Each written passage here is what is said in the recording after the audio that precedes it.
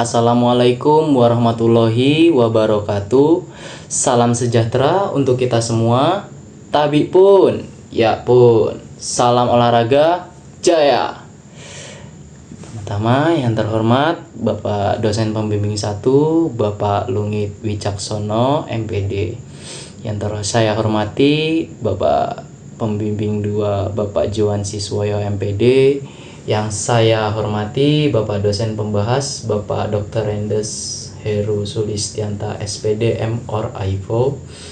Sebelumnya saya ingin mengucapkan rasa terima kasih saya kepada Bapak Dr. Heru Sulistianta, SPD, M.Or, AIFO yang telah berkenaan hadir pada seminar hasil saya ini. Terima kasih untuk Bapak Lungit Wicaksono, MPD, dan Bapak Johan Siswoyo, MPD, yang telah membimbing dan mengarahkan saya pada saat saya menyusun seminar hasil ini. Tak lupa saya ucapkan kepada teman-teman yang telah meluangkan waktunya untuk menghadiri seminar hasil saya hari ini. Pada kesempatan kali ini saya Dian Mursrianto dengan NPM 2013051044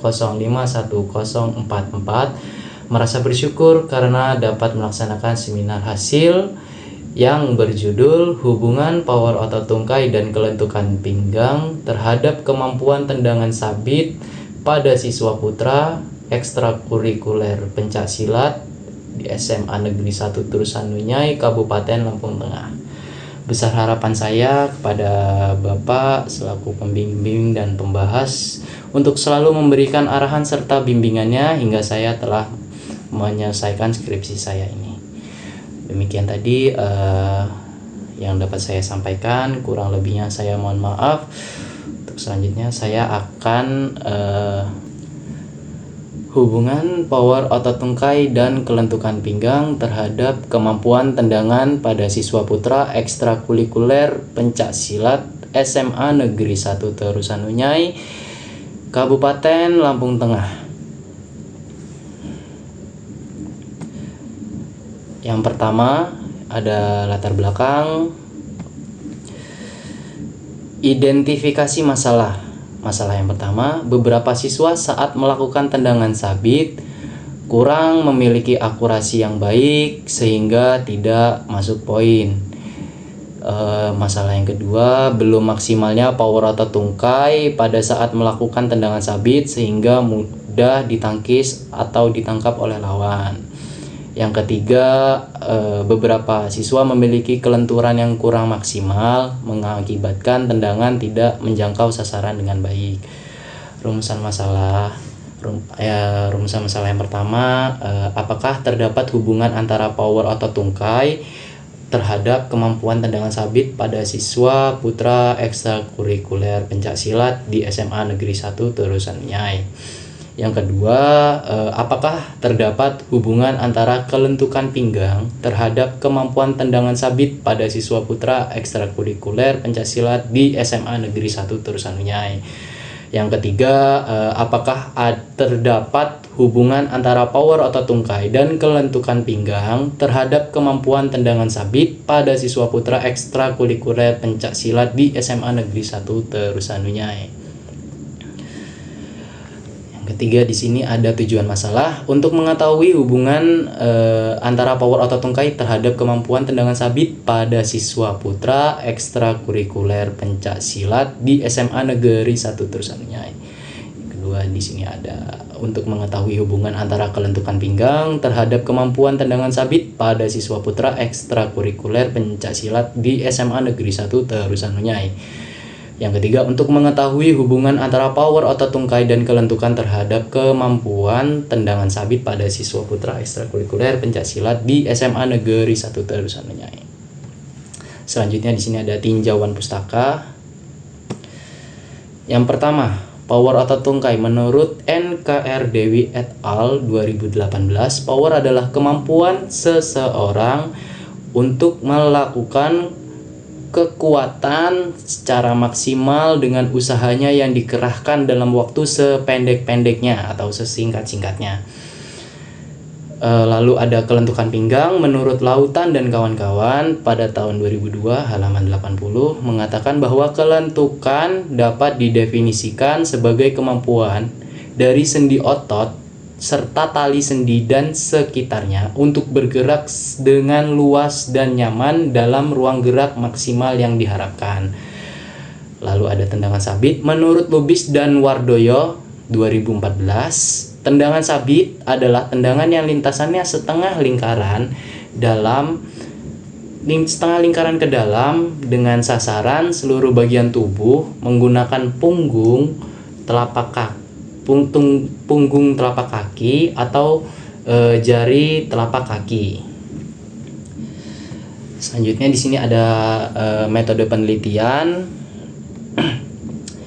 Di sini jenis penelitian yang saya gunakan tergolong pada jenis penulisan kuantitatif dengan menggunakan teknik analisis korelasi. Jenis penelitian ini adalah penelitian korelasi yang ingin melihat antara variabel bebas dengan variabel terikat. Nah, di sini ada sampel. Saya mengambil sampel pada 20 siswa putra ekstrakurikuler pencaksilat di SMA Negeri 1 Terusan Unyai. Untuk tempat dan waktu penelitiannya, saya melaksanakan penelitian tersebut di lapangan upacara SMA Negeri 1 Terusan Unyai, dan penelitian ini dilakukan pada tanggal 31 Oktober 2024. Selanjutnya ada instrumen penelitian.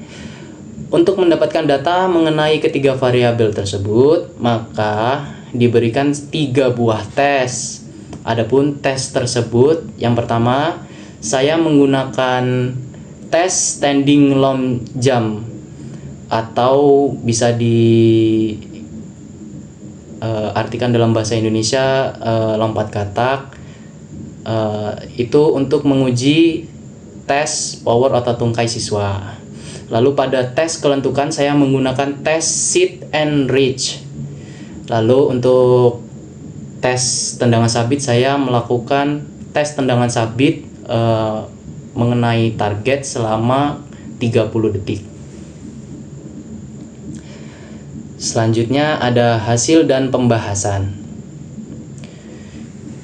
Di sini disajikan deskriptif data hasil penelitian saya dengan nilai sampel saya berjumlah 20 dengan rata-rata power otot tungkai itu sebesar 2,086. Untuk di kelentukan pinggang itu ada 36,45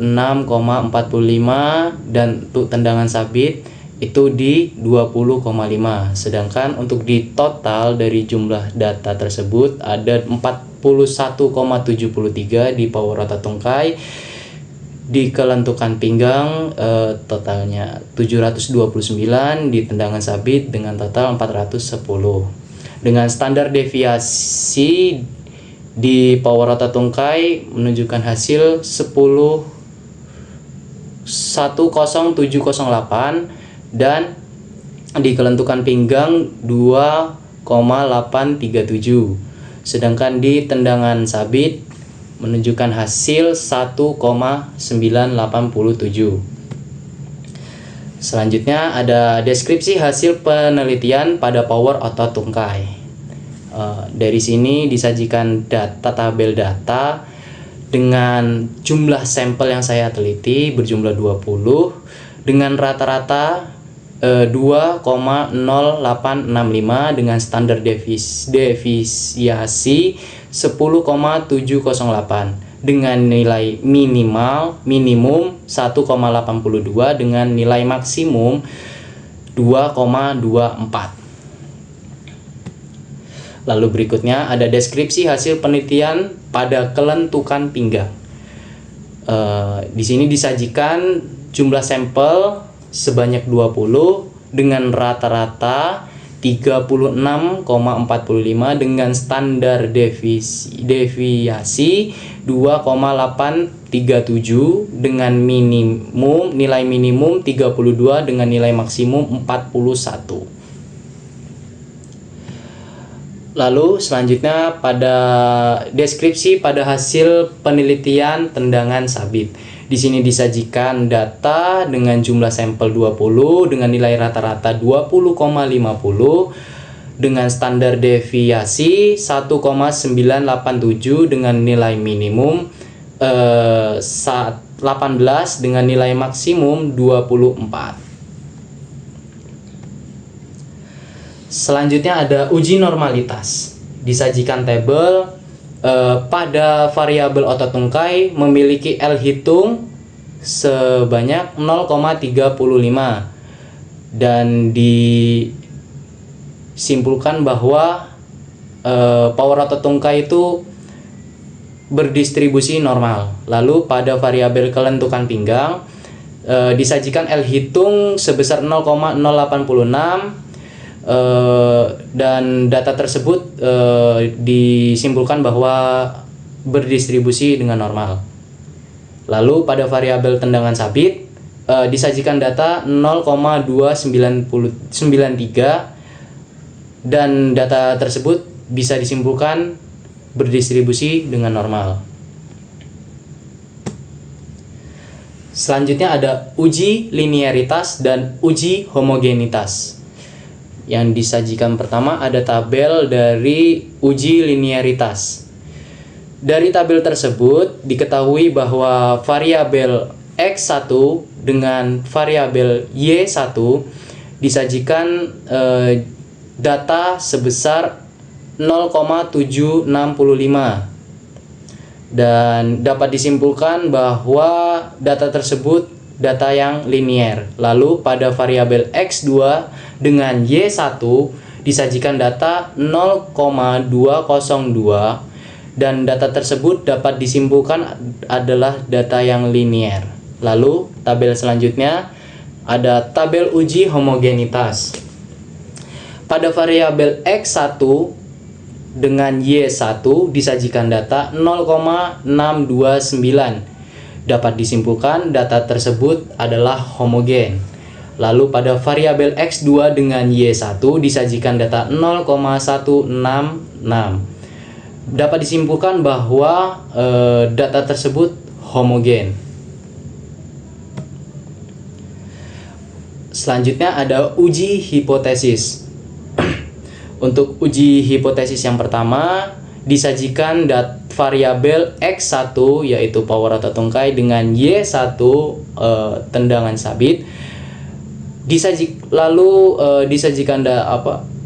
Disajikan data sebesar R hitung sebesar 0,528 dengan R tabel sebesar 0,43. Hipotesis yang pertama ini data bisa dikatakan signifikan. Lalu selanjutnya uji hipotesis yang kedua disajikan variabel X2 yaitu kelentukan pinggang terhadap Y1 tendangan sabit. Disajikan data R hitung sebesar 0,341 dengan R tabel 0,443. Dapat disimpulkan tidak adanya hubungan yang signifikan antara kelentukan pinggang terhadap kemampuan tendangan sabit pada siswa putra ekstrakurikuler pencaksilat. Lalu untuk uji hipotesis yang ketiga